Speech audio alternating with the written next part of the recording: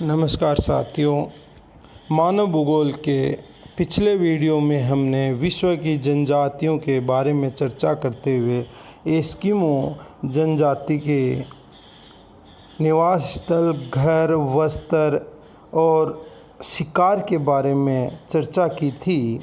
आज हम एस्किमो जनजाति के अध्ययन को आगे बढ़ाते हुए उनके यंत्र, उपकरण, समाज, वातावरण से समायोजन आदि विषय पे चर्चा करेंगे। एस्किमो जनजाति कठिन परिस्थितियों में रहने वाली जनजाति है। ये शिकार पे निर्भर है और बर्फीले क्षेत्र में रहती है, तो इनके यंत्र हैं, उपकरण हैं, वो उसी क्षेत्र के अनुसार प्रकृति से मिलने वाले जीव जंतुओं की हड्डियों के ही होते हैं। यंत्र में एस्किमो के नाव, शिकार करने का यंत्र और एक विशेष प्रकार की गाड़ी होती है। कयाक सील मछली का शिकार करने के लिए पुरुषों द्वारा उपयोग में लाई जाने वाली नाव है। ये नाव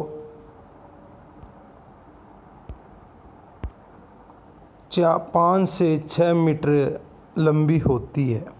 उमियाक नाव महिलाओं द्वारा उपयोग में ली जाती है और ये सील मछली की हड्डियों से ही निर्मित होती है। गर्मियों में शिकार करने के लिए नदी व झीलों के तटवर्ती जल भागों में इस नाव का उपयोग किया जाता है।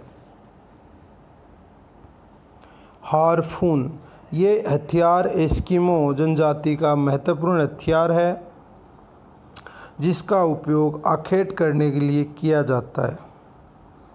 इसमें एक कठोर लकड़ी की लंबी नोक और 4 फुट लंबी होती है। एक हाथी दांत का आगे का भाग, अग्रिम मुठिया जो वायरलेस के दांत से बनी होती है, हड्डी से बना हार्पून का सिरा, हार्पून की डोरी। हार्पून 2 प्रकार के होते हैं, हाथ से पकड़कर प्रहार करने वाला और फेंक के मारे जाने वाला। स्लेज गाड़ी, शीत ऋतु में बर्फ पर यात्रा करने हेतु तथा ग्रीष्म ऋतु में चिकने दलदली टुंड्रा क्षेत्रों में प्रयोग करने के लिए एस्किमो स्लेज गाड़ी तथा कुत्तों के दल का उपयोग करते हैं। स्लेज व्हेल मछली की हड्डियों तथा लकड़ियों से बनाई जाती है जिसमें चमड़े की रस्सी जुड़ी होती है। इसके लिए 12 सींगे के मुड़े हुए सींगों से हैंडल तैयार किए जाते हैं। स्लेज खींचने के लिए 5 या 6 कुत्तों का दल होता है। सबसे अधिक शक्तिशाली उत्साही कुत्ते को सबसे आगे अगुआ के रूप में अन्य से कुछ फीट आगे रखा जाता है तथा कमज़ोर को पीछे रखा जाता है। कुत्तों को सील का मांस खिलाया जाता है। जहाँ कुत्तों का अभाव होता है वहाँ स्लेज को रेनडियर खींचते हैं। रेनडियर लंबी यात्राओं और धीमे स्थानांतरण के लिए उपयोग लिए जाते हैं, जबकि कुत्ता तेज़ गति से और साथ में आखेट यात्राओं पे काम में लिया जाता है।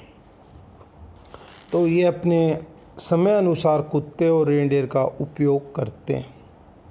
समाज, सोसाइटी के बारे में एस्किमो जनजाति पिता प्रधान समाज है। सबसे अधिक आयु के पुरुष को सर्वाधिक सम्मान दिया जाता है।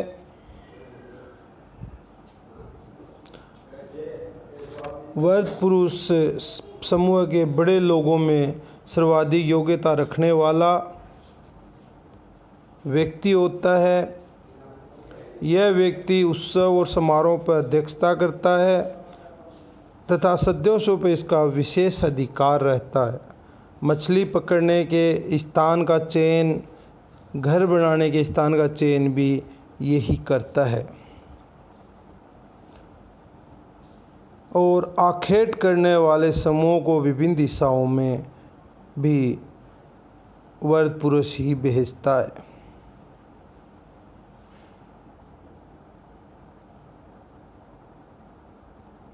शिकारी जब शिकार की सामग्री लेके आते हैं तो उस व्रत पुरुष को सौंपी जाती है और उस व्रत पुरुष की पत्नी द्वारा इसका बंटवारा किया जाता है। शिकार में उपयोग आने वाली सामग्री जाल, नाव समूह की संपत्ति होती है। एस्किमो में बहुपत्नी प्रथा का चलन है।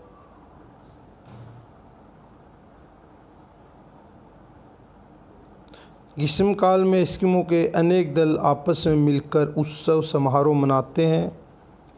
ऐसे अवसरों पर इनमें आखेट युवाओं के बीच शक्ति प्रदर्शन और जादूगर की कलाएं भी की जाती हैं। एस्किमो जनजाति साइबेरिया में मौन व्यापार भी करती है।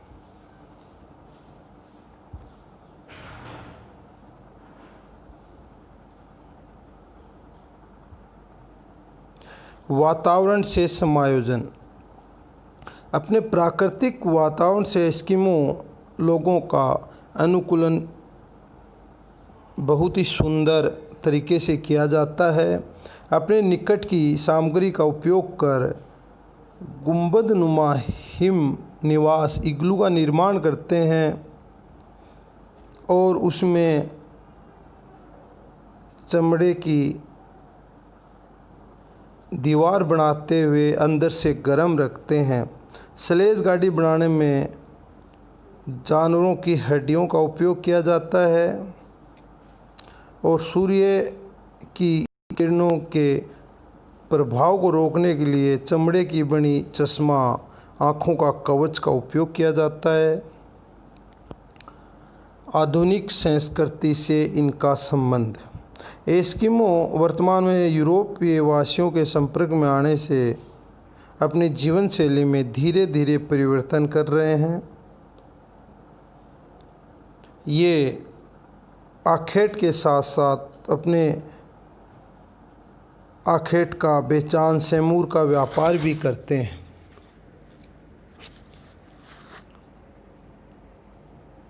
सेमूर की खाल का व्यापार करते हैं। इनके क्षेत्रों में खनिज भंडारों का पता चलने के कारण कुछ लोग खदानों में भी कार्य करने लग गए हैं। एस्किमो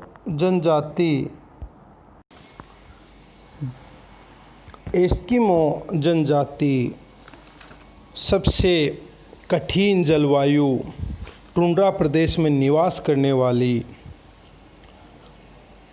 है। ये रेड इंडियन प्रजाति से हैं। एस्किमो जनजाति अलास्का, साइबेरिया के टुंड्रा प्रदेशों में विभिन्न समूह में रहती है। इतने विकट जलवायु प्रदेश में रहने के उपरांत भी एस्किमो जनजाति का व्यवहार बहुत ही शांत और सहन करने वाला होता है। ये वातावरण के साथ इनका समायोजन बहुत ही अच्छा होता है। इनका शरीर कठोर परिस्थितियों को सहन करने वाला हष्ट-पुष्ट होता है। आँखें धसी हुई, जबड़े बाहर निकले हुए ताकि तेज़ धूप से और बर्फीली हवाओं से बचा जा सके। इनका शिकार करने का तरीका भी विभिन्न प्रकार का होता है।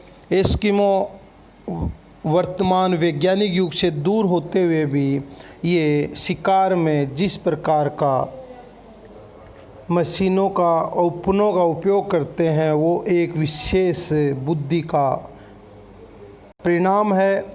इनकी माऊपाव और इत्तुप्रक विधि बसंतकालीन आखेट इनका महत्वपूर्ण है। घर बनाने का तरीका भी, और सर्दियों में शीतकाल में बर्फ़ का घर जिसे इग्लू कहते हैं, जिस उनका बनाने का तरीका, और उसमें सेमूर की खाल से ढककर जानवरों की चर्बी को जला के अपने आप को उस कठोर परिस्थितियों में जिस प्रकार से वो रहते हैं, ये एक वास्तव में बहुत ही रोचक विषय है। इनका समाज है वो पितृ प्रधान है, और समाज में ये वर्ग पुरुष को महत्व देते हुए इनकी सामाजिक व्यवस्था भी बहुत मजबूत होती है। इनका यंत्र हैं हार्पून, जो मछली का शिकार करने के काम में आता है, वो भी विशेष तरीके से तैयार किया जाता है। स्लेज गाड़ी जो रेंडियर और कुत्ते खींचते हैं, वो भी इनका बहुत ही वैज्ञानिक विधि से तैयार किया जाता है, जबकि इनका जीवन है वो आदिम प्रकार का है। वातावरण समायोजन के उदाहरण, ऐसा उदाहरण हमें कहीं भी और नहीं मिलेगा। ऐसी स्थितियाँ हमें देखने में बहुत ही रोचकता पैदा करते हैं। इनके समाज में बहुपत्नी प्रथा है, और महिलाएं अतिथि पुरुषों की सेवा भी करती हैं, उनसे यौन संबंध भी बनाती हैं। इनका मौन व्यापार साइबेरियन के साथ किया जाता है, जिसमें ये सामान रख आते हैं, साइबेरियन बदले में उस जगह दूसरा सामान रखते हैं। आपस में बोलते नहीं, सामान का आदान प्रदान होता है। यहाँ भोजन की कमी होती है तो वर्ग पुरुष हैं वो आत्महत्या कर लेते हैं। महिलाएं और बच्चे कपड़ों के बिना घर पे रहते हैं, जब बाहर जाते हैं तो पुरुष जैसे ही कपड़े पहनते हैं। साथियों, एस्किमो जनजाति के कठोर जीवन से हमें प्रेरणा लेनी चाहिए, और उनसे हमें भी अपने लक्ष्य की ओर बढ़ने के लिए प्रेरणा लेते हुए मेहनत करनी चाहिए। इस एस्किमो जनजाति से संबंधित कोई भी आप क्वेश्चन आपके मन में उत्पन्न होता है तो व्हाट्सएप ग्रुप में आप मेरे से संपर्क कर सकते हैं। धन्यवाद।